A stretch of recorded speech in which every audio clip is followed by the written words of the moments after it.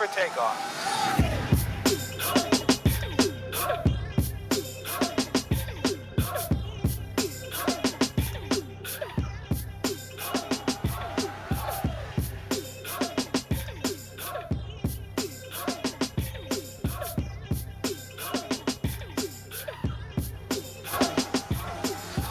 Happy New Year, one and all. This is the Kings of the Heart podcast. My name is Tariiq Omari Walton. I am a licensed clinical marriage and family therapist. And on this podcast, I am joined by the great one, my man, my brother, the one, the only, Dr. John Hart. Dr. Hart, what is happening, brother? Happy New Year to you. Oh, man, Happy New Year. It's amazing. We're in a new year. It's 2024. I'm really excited about what we have ahead, man. Good to see you, brother, as always. Good to see you, man. How's the family doing, man? How's everybody doing? Hey, family's doing well, which means I'm doing well. As long as they're doing well, you're doing well, right? That's usually how it goes, brother. That's usually how it goes. You ain't lying. So just letting people know, this podcast is all about relationships. And not from the standpoint of people who just talking random stuff. We're both therapists. We both work with people in our offices on a daily basis, trying to help people transition from unhealthy to much healthier relationships. And that's what we're doing here too. We're making sure we're giving you the proper information so that you can move forward in a healthy way in your relationship. I agree. And so, what we like to do sometimes is bring up topics that you don't really hear that often. And today's topic is no different. We want to talk about a concept known as role strain. Role strain, ROLESTRAIN, role strain. We want to break that down a little bit for you, how it's problematic in a relationship and how you can actually address role strain to become healthier again in your relationship. So, Dr. John, let's just start off with you, man. Give me a definition. Give me a working definition of what role strain is, and how do you apply that to relationships? Yeah, so it's a great topic. So role strain for me has been conceptualized as, so what are the complications, the nuances, the ups and downs, some of the internal, external struggles people experience when they're not able to fulfill the demands, the obligations. They're not able to carry out any of the identified responsibilities based on their role in a relationship, right? So, for example, as a spouse, what is my role? Like as a, and there's levels to it, right? Like as a fiance, what is my role? As a husband, what is my role? A boyfriend, right? But there's other aspects to it, right? Like folks are in relationships and they're also co-parenting, right? So what's my role, right? And what are the nuances and what are the obligations? How am I managing being a co-parent and also being in a romantic relationship? And, the strain is, it can be perceived. The strain also can be something that's also very real. Yeah. But it's usually something that people are experiencing, right? So this isn't like, though, whenever I hear clients talk, they're speaking from their own experiences. So this, everyone, isn't about like this ideological abstract concept. We're talking about lived experiences and some of the obstacles, right? But it's going to come down to, am I able to fulfill my obligations, the demands that I've identified for myself, and also technically in relationships, my partner. Like, what are the obligations, demands, duties that my partner is expecting of me, and what's getting in the way of getting those done? So that's how I've thought about it. What about you, brother? Everything that you said is right on point. The one thing I will add to that is, even in terms of identifying the expectations I have for myself, a lot of those expectations are societal. Yeah, absolutely. A lot of those expectations are learned from what we hear other people talk about in their own relationships, what people identify as what you're supposed to do in a relationship. Even us as therapists, a lot of times we come into the session saying, okay, well, you need to be doing this. You should be trying that. Correct. And now you're saying, okay, well, I didn't know that. That's one more thing for me to do. And so a lot of the expectations that people have around their roles and the strain and the stress that it causes are applied to them from outside or adopted. They adopt those expectations. And so when you start to feel all that stress building up because you don't believe that you're able to fulfill the expectations as well as other people may expect, or It's just up to your own level. Yeah. Well, now what happens? Now you either begin to reject some of the expectations, you begin to, uh, Mm-hmm. fall off from even trying. Like, the effort is just not there in certain areas. Yeah. You turn to your Yeah. partner and you start to complain to them about their expectations being too much for you. Well, Yeah. maybe you be with somebody else. Maybe I can't fulfill what you need. So that stress turns into a defense mechanism almost, Yeah. to kind of separate yourself from those expectations, Yep. Yep. right? That's a good point. Yeah. Yeah. That's a good point. So where are, I talked about some of those societal things, right? But what are some of the expectations that we adopt in terms of just relationally? I don't even want to get too deep into the parenting part, because that's a whole nother thing. Yeah. That's a whole nother thing. And it plays a role in the relational aspect of this. But just in terms of relationships, how does role strain begin to show up in the relationship? Well, like, kind of like I was saying, so people, so if we have these expectations for us, for ourselves, and also from society, and it's not going well, you bring up a good point. There's so many different ways on how people will respond. Some people will slowly. It's not always quick, but some people will slowly just stop trying because Like, it then pull some becomes sort of way. this. Well, Mhm. what's the point of doing this if I know how it's Right. going to turn out? And that's very disheartening. If I'm going to be honest, like as a therapist, I think other ways that it shows up, you have people. Some people will go into like overdrive. So right, that's the you're doing too much, Okay. and the doing too much is you're overcompensating for the level of insecurity that you're feeling. So if you messed up over here, then you feel the need to like double down and double over in terms of other behaviors that may not even be healthy or conducive for your own relationship, right? I mean, role strain is very tricky because in romantic relationships, it can impact things like um, sex and intimacy. It makes vulnerability even hard because the more that you're tripping up over your role strain, um, if you don't have good coping mechanisms, you'll actually not open up more, right? And Right. then that Right. actually impacts the connection that Yeah. I think all couples want. And other ways that I've seen role strain, play out is, it really impacts people's ability to be well in these relationships. How They so? so your stress becomes more of a prominent thing. So your Mhm. ability to cope with the smaller things in your relationship are now like these monumental things that end up taking a lot of time, right? And a lot of that is because we don't we're not fulfilling areas in our relationship, and so we become more stressed, we become more insecure, and it's not like life in our relationships stop. More things start coming, and people aren't just Right. doing well. And we Right. got to be honest here, and like this is also a show about wellness. And when people are not well and they're not doing well, especially internally, psychologically, spiritually. Your partner sees it, they feel it, and depending on the relationship and who you're with, they may not also respond well to that too, and that starts to Yeah. compound. That Yeah. starts to compound the errors. Yeah. Yeah. And you know what? There's a point that you made in there a couple times that I just want to really kind of focus on. The insecurity Yeah, that man. comes along with it. Yeah, That's one of the ways that it really shows up in the relationship, because you're feeling insecure about not being able to fulfill yeah. some of these expectations and some of these roles that you have. That insecurity becomes pervasive within a relationship. Now, any criticism your mate makes about, or pointing anything out I was gonna say, that like, you it may be doesn't doing, even have to it doesn't be have to be criticism. criticism, right? It could just Yeah, be, just something point, small. right.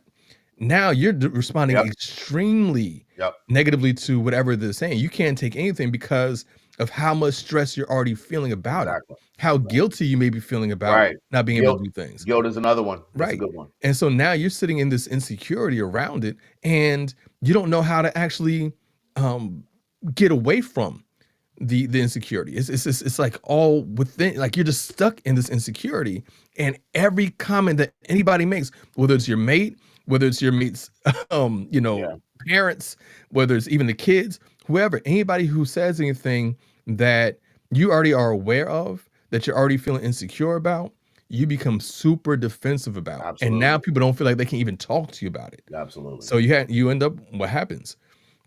Now that ends up making other people feel either insecure or not feeling good about you. So when you're talking about you're not doing well, that insecurity is playing a role in you not doing well, and of Absolutely. course, your mate's going to respond badly to that. Yeah. No, Yeah. I can't talk to you about it. Yeah. I can't tell you how many times people come in the session like, well, again, now it's not a safe space.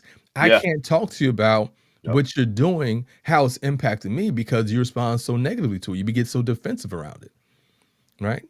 Yeah. And Yeah. so, so how do we even begin to just even address some of these expectations and where they come from? Because again, a lot of this we're putting on ourselves. Of course, we have the expectations of our mate, but like I said, we are adopting a lot of these from larger societal expectations. Absolutely. Yeah. Yeah.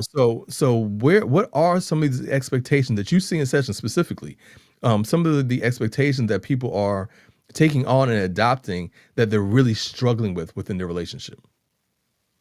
I think people, this is the societal pressures that people feel is real. I also want to name, and we've talked about this in previous shows. People also feel family pressures, right? So Mhm. I'll hear folks say, when I look at my grandparents, I see the relationship they Yeah. have. I want that. I hear Yeah. that quite often. Yeah. Like it's and I always have to remind folks that like that was a completely different era in terms of how things work. To be frank, Yeah. in terms of roles expectations, like Right. that doesn't necessarily translate super well in today's society economy and some of the demands. And so the societal pressures, so one example, because we keep saying societal pressures, and my wife and I were actually talking about this the other day. One good example that I threw out there to her, and we were talking about it, when I think about societal pressures, is romantic movies, right? It's like Oh yeah, it's true. very easy to watch Yeah. romantic comedies, to watch all these like dramas, and to see relationships play out like that, where like I joke with my wife all the time, and I'm like, they talk about like the Notebook, and I'm like, yeah, like what man is honestly has the time and the availability to go build a house? No, I'm not even joking. Like I'm like, no, you go buy that Joker and then you move on. Now you, Right. you try to buy the house as closely as possible that you and your partner want. But who's building a house by your damn self? No, that's not happening, right? No, no, no. Because I had to name that because you That's keep what my saying, grandfather did. yeah, it's like that's what your grandfather did, but your grandfather, like, come on, it's a different era, Yeah. And Yeah. plus, like all those ingredients to make the house didn't cost as much. So sit down, Right. True okay? that. So the reality of the situation is that societal pressures one, the family pressures one. Families really try to pass down as many traditions, rituals, ideals about what it is to be a man, to be a woman, to be a partner, and they expect that. I Mhm. give families a lot of credit now that I have my own family, but the problem is that some of these role strain issues have to be addressed, and I don't want to sound corny, but you do have to go to therapy and figure this out, because it's one thing for these pressures from family, society, and society to exist. But here's the trick, Reek. We as individuals have to figure out how are we understanding and relating to these expectations. Mhm. Because just because they exist doesn't mean they have to stress you out. Exactly. Come on now. Exactly. Or I'm that you have saying to adopt them, or that you have to exactly, adopt them. Right. exactly. But some people feel the need to take that on. Right. And I think a lot of that has to do with, and we're not even trying to redirect the conversation, but I think a lot of that also has to do with just developmentally, right? So what I mean Mhm. by that is, okay, I think there's a difference between what role strain looks like for someone who's in their very first relationship, let's say marriage, versus Yeah. someone who's been married three times. I mean, no Right. shade, but if you've been married three times, you kind of have like understood how complicated and nuanced roles are in relationship. But someone's Mhm. very first romantic relationship doesn't have to be marriage. I'm sorry, but even someone's very first romantic relationship, they don't have much, and what they do is they start relying on some of those societal pressures to guide them, which isn't Right. wrong. But to Right. our point, you don't have to take that on. You really don't. Yeah. And therapy is really great, because what therapy does and what we do as therapists, especially marriage and family therapists, is we help people understand, not just from a family of origin perspective, but even from an intrapersonal individual perspective of, like, I love what you said. Let's identify all these pressures. What are some of the things that you align with, you believe Mhm. in? What are some of the things that aren't a good fit? How Yeah. can we adopt and not just adopt the ones that you like, but make it your own. So that way you can live comfortably, here we go, in that role. Yeah. Because role Yep. strain only exists when we are not comfortable. That's where the insecurity comes. It doesn't mean that we're going to be perfect, but if we don't have clarity about, hey, this is my definition, this is my conceptualization of what it is to be a partner. And even for folks who are dating, who are listening to the show, like even think about figuring this out so that way you can find someone who can align with the way you're hoping to get down in romantic relationships. So yeah, I'll stop there. But you know what? No, it's not just being uncomfortable with the role; it's having too many roles.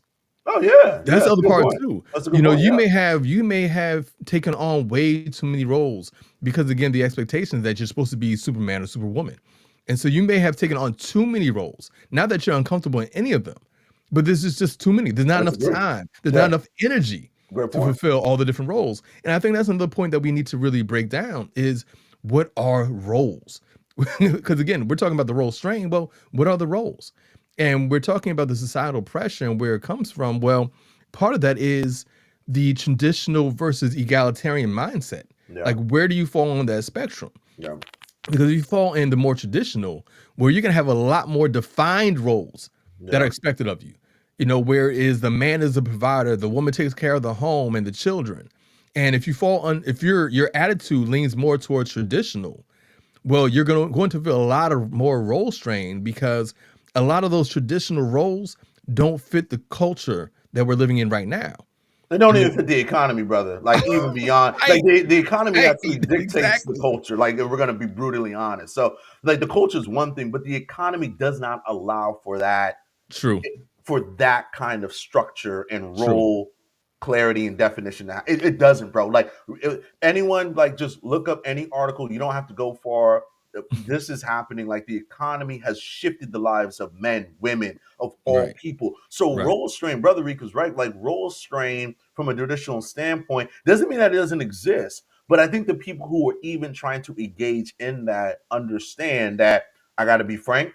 You have to have a new version of that traditional sense. So meaning you can be traditional, Rick, but I don't think it's the same traditional from what grandparents and great grandparents. Oh, not at all. Not. It can't be. Right. Like you said, the economy just doesn't fit for it. Right. You know, and let me break this down again. I think we talked about this before on the podcast, but a lot of those traditional mindsets that we adopt never fit neatly in the African American community. Absolutely. You know, so if you have the mindset and you're thinking, oh, my grandmother didn't work and my grandfather, worked and he provided, well, that was few and far between in terms of examples for us, because in the Black community, women have always had to work. Absolutely. And so there's no room for a traditional, what was we gonna say, a traditional household, because the woman was working.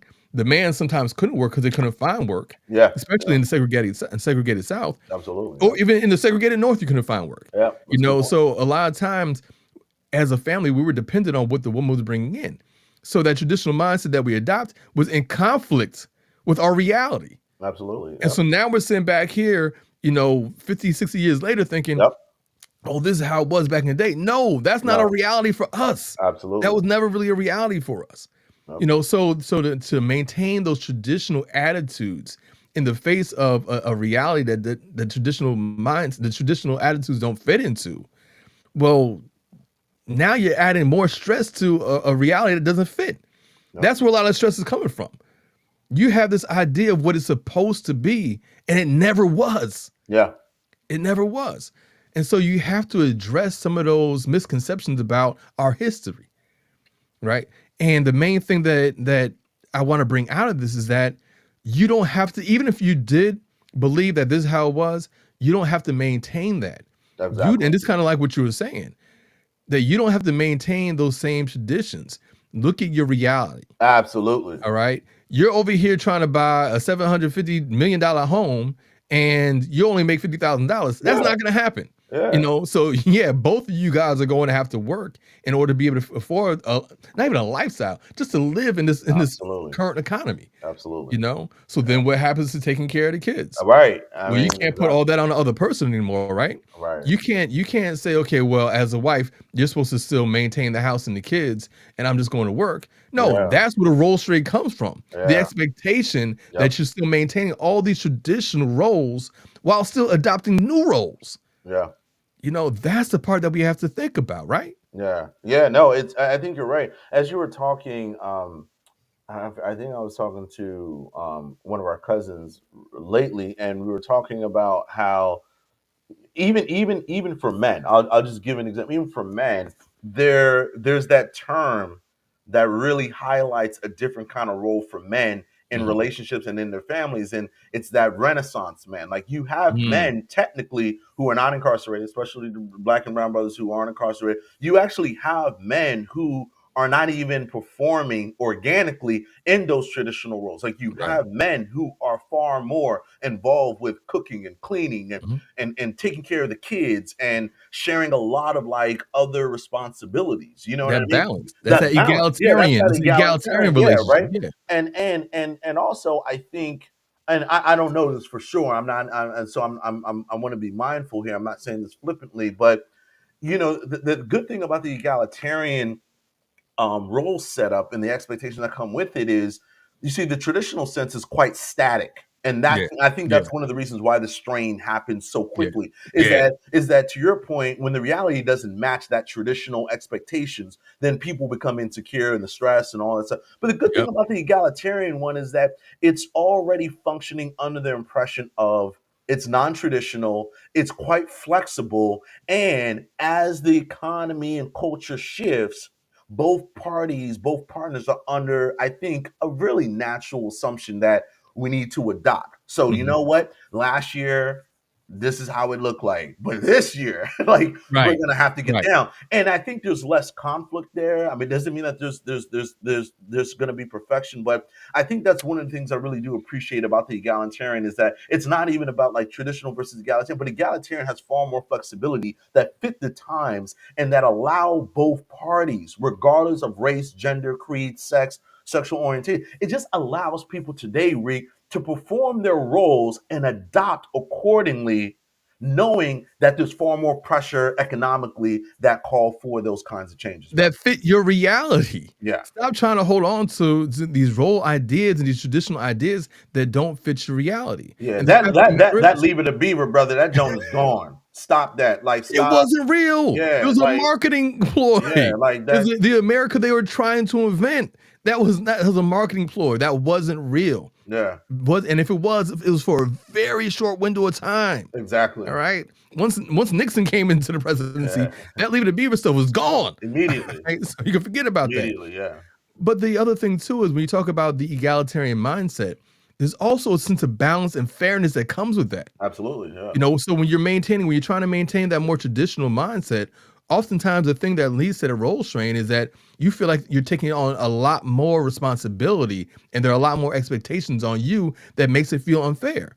Yeah. So again, if I am a woman who works and we also have 2 or 3 kids and you go to work just like I do, but you think that, I'm supposed to still maintain the house and take care of the children and be the primary caretaker for the children, while you just come home and just relax and not do anything, not participate and not even be present, that doesn't feel fair. Absolutely. That does not feel fair. Absolutely. And so not only are we not flexible in the roles that we're adopting, but there's a sense of a lack of fairness where I believe that everything's falling on me. Now you may think, well, I'm going to work and that's what I'm supposed to be doing as a man. I'm providing.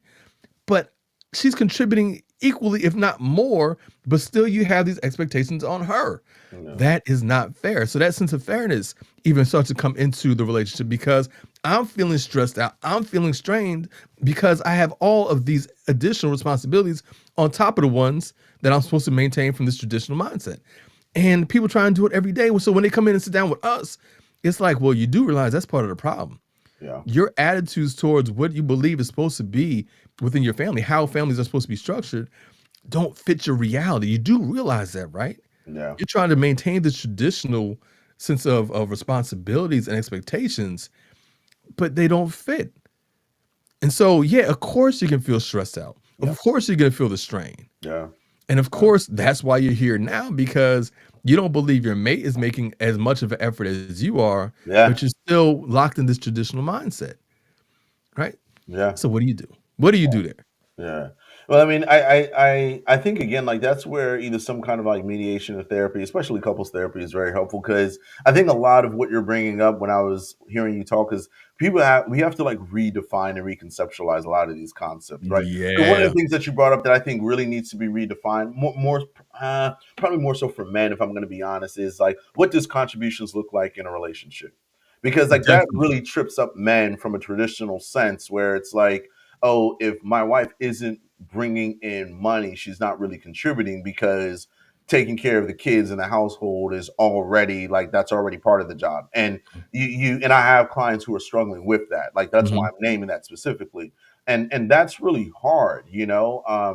What does contributions look like? I mean, that really needs to be discussed. It needs to Yeah. be stretched out a little bit more. I also think and I do this in my sessions. I really ground people around what we were talking about earlier around the true cultural and economic um, realities that people are facing. And Mhm. I don't think I think the reason why I bring that up is because I think couples go through this like day-to-day grind. And so it's easy to lose yourself and think that the way that you're functioning is in this vacuum and it's not, right? Like Not the at all. reality is people both parties have to work. People are trying to go to school while trying to balance romance and parenting and all these other things and just household obligations. And Yeah. I don't think people are talking much about it. And if they are talking about it, to your point, not all, but some people are still stuck in the traditional mindset because Right. that's what they've been conditioned to believe. Right. And it's not really matching up. And so I know when I'm meeting with my clients, with meeting with my couples, we have these frank conversations about, to your point, bro, what is your current economic and cultural reality Yep. everything that you're saying about your relationship, is that truly in alignment and working? And Right. usually the answer is no. Okay, so now like let's Right. let's walk this back and reconceptualize something that actually fits. And Reek is using this word. I'm using this word as well because if we're going to be honest, man, like about the role strain, the one of the ways to reduce is we need to find a better fit. It needs to be a better fit, but it has to be a Mhm. fit that's conducive for both parties. That's the other Right. problem I see with couples. If Yeah. what fits for you may not necessarily translate over to your partner, and I have Nope. couples that are struggling with that. Mhm. Yeah. I wanna go back to something else you were saying, that sense of contribution. Yeah, Right. yeah, And this goes back to addressing something else that Dr. John said, is that it's not traditional versus egalitarian. We're not no, saying one mindset is better than the other, because even within an egalitarian relationship, there are still role strain struggles. yeah. There'll be role They clarity still issues. exist, Yeah, there'll be right? role clarity issues. Yep. And so that sense of contribution, if you are in a position where, say, you're not working, right, and your mate is, and not that you don't want to work, but the economy in certain places aren't that good. So you may not be able to find the kind of job that you're qualified for right now. And so you may be out of work and you're feeling like you can't contribute in the way that you would like. And so that actually adds that sense of role strain.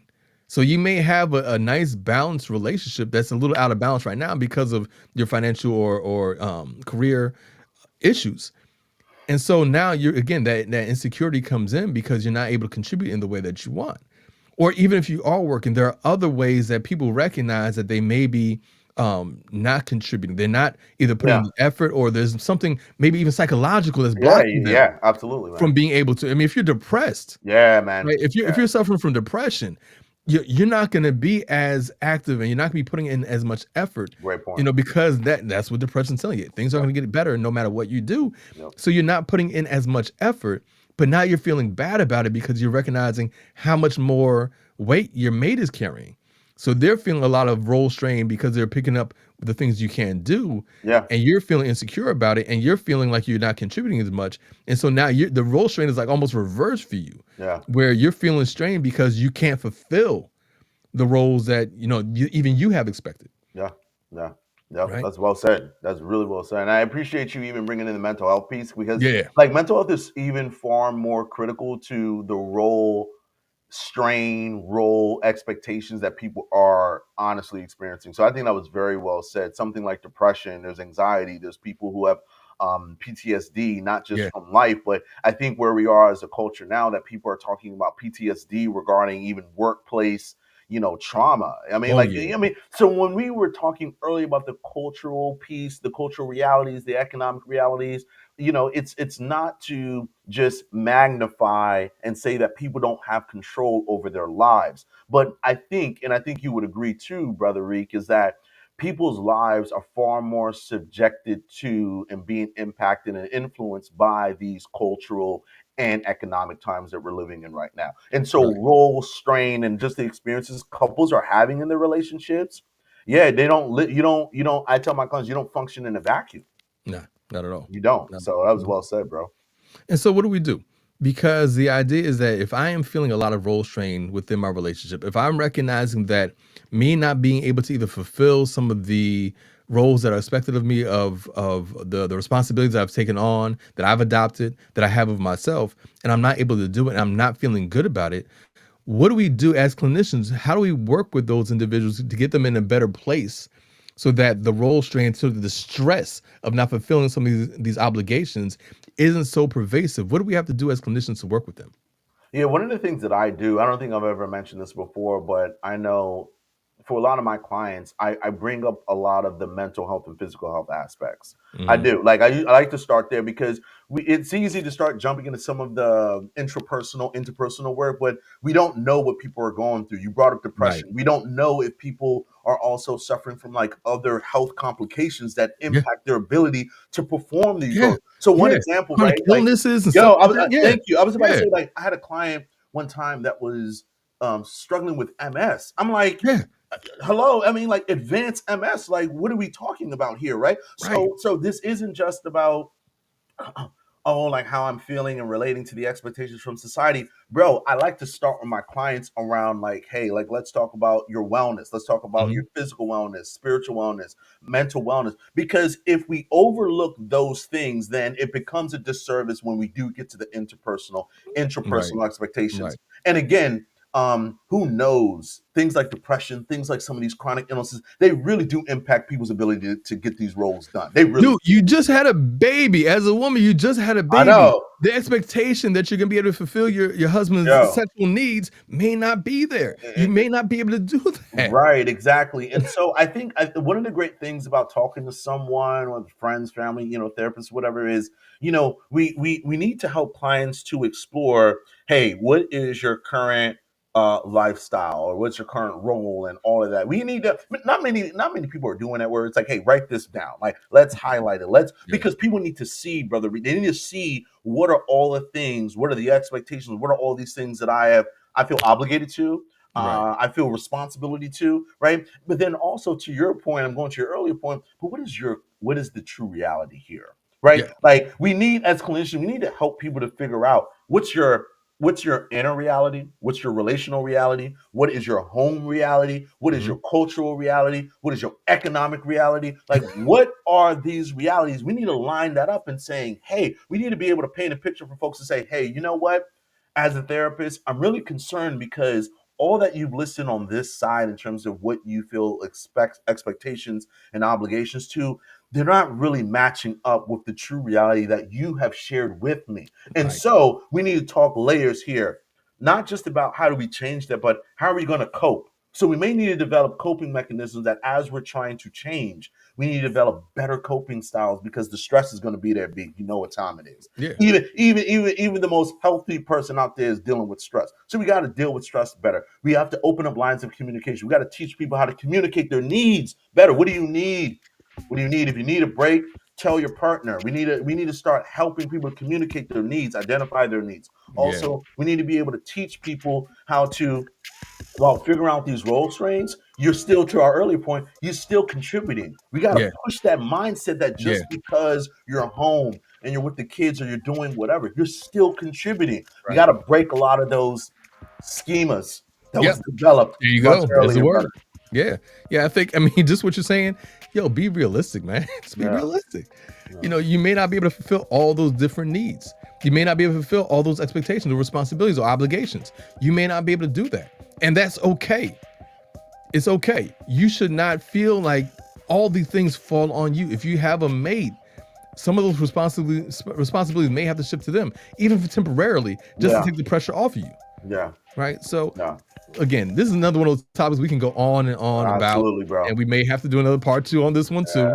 So, so anyways, we'll come back to it. But look at Dr. John, what are some of your noble truths for this week's conversation around role strain? Yeah, I a couple of them is really think about what are the expectations, where are they coming from, and then talk to your partner. Like really talk to your partner about, this is how I'm thinking about my role. I need your help, because it's we're talking relationships here. This is what this podcast is about. Do not do this on your own. That's the other noble truth. I don't think, to be clear, I don't think you can address role strain by yourself. Talk to your partner. They're there. You chose them for a reason. You trust them. Lean into those hard conversations. And you know what? You'd be quite surprised that they may even be dealing with some role strain issues. Indeed. Too. So, I want to throw that out there. Yeah. I would say that for me this week, the noble truths that I have is that, kind of like John said, understand where they're coming from, where those expectations are coming from. So if you have a more traditional mindset, and we can break that down again in a future episode, traditional versus egalitarian. But if you have a more traditional mindset and that mindset is not serving you well, then you need to address that. You need to address the attitudes you have towards what's going on. And you have a lot of people who are stuck in this very traditional mindset. Like, well, as a woman, I expect my man to be the provider. Well, can you economically afford that? Can you guys afford to live off of one salary and still meet all the different expectations you have that fall under the umbrella of having this limited pot of money, right? So you need to really address the way that your attitudes are impacting your everyday reality. So if you have this very traditional mindset for how things are supposed to be, someone within that's going to feel a lot of stress because it doesn't match up. Now, and the other part too is, again, like Dr. John said, look, we have a set of contributions that we give to our relationship every single day. So if you're feeling strained and stressed because you don't think you're doing enough, well, you know what? Maybe you're not doing enough and you need to step up and put in more effort. But if there's something that's blocking you, like a physical ailment, like a mental health issue or crisis, if that's stopping you, then address that. You have to address those different issues so that you can actually become more effective within a relationship, so that you can make it more of an effort. There may be something that you're not aware of or not connecting the dots on that's stopping you from being as effective and as putting as much effort forward as you want to. So there's a few things to think about there, right? And as we like to do, we like to just give you a little bit to think about, and that's what we do here with the Kings of the Heart. Absolutely, right? brother. Well, brother, it is time to wrap up. Yes, Dr. it is, John. Man. Please tell the folks where they can find out more information about you and what you got going on. Hey, come check us out at kingsoftheheart.com. We're always updating all of our stuff. We have a lot of great things ahead in 2024. So I'm excited. Please get excited. You can also find me clinically at the Relationship Counseling Center of Maryland. That's RCC Maryland, spell out the Maryland.com. You can always check out some of the great work that I'm doing in terms of criminal legal reform at the Vera Institute of Justice.